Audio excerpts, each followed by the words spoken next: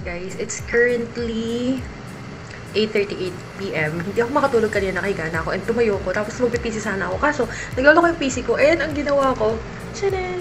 Binaklas ko siya. Tapos, nagsasearch kasi ako online kung yung watts nung power supply ko, ganyan, para mag-check ako if in case mag-check out ako, ganyan. And alam ko yung price, ganyan.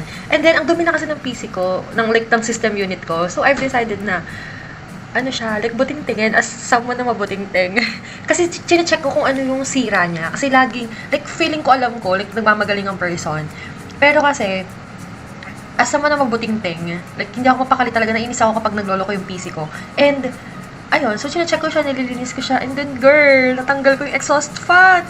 And feeling ko na alam ko na kung ano yung sira niya. Nag-check lang ako online ng power supply, ganyan. Tapos nakita ko yung thermal paste. And ngayon, dahil tinanggal ko nga exhaust fan, tignan nyo.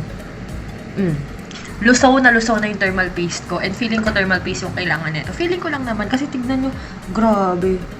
Tignan nyo yan, oh. Tignan nyo yan. Like, guys, I am no expert.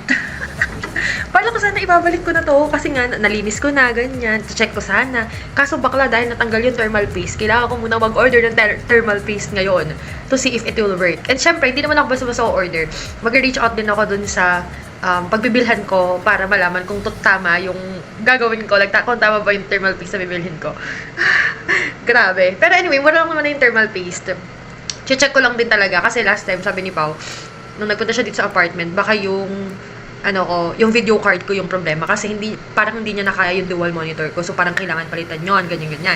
Pero kasi, may time sa naglolo ko siya, may time na okay naman na siya. Tapos ngayon, naglolo ko ulit siya. So, kinalkal ko and parang thermal paste yung problema. Update ko kayo, guys. Here's the current situation. Guys, medyo maingay sa background kasi naka-on yung electric fan. And for today's video, guys, ayun, ilalagay ko yung binili kong thermal paste sa CPU ko. Kasi, bumili kasi ako ng bago. And, we're gonna put it sa CPU ko and see if it will work. So, guys, ayun, natanggal ko na siya. Malinis na rin. So, lalagyan naman natin siya ng thermal paste.